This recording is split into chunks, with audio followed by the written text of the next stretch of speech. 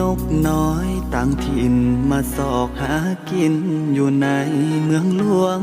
จากพี่น้องคนหาเคยควงมาอยู่เมืองหลวงแดนไกล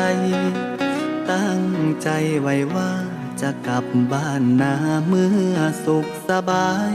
ลาจากบ้านแทบน้ำตาไหลก้าวไปเพื่อหา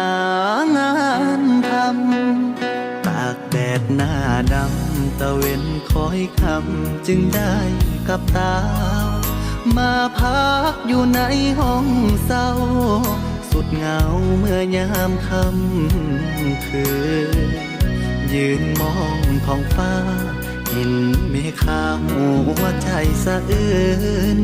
ลมหนาวเมื่อยามกลางคืนหนาวสั่นสะท้านดวงใจห่างไกลหัวใจมันแสนจะเศร้า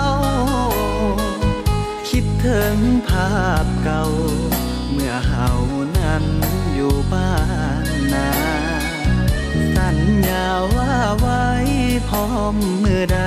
จะหีบกลับมา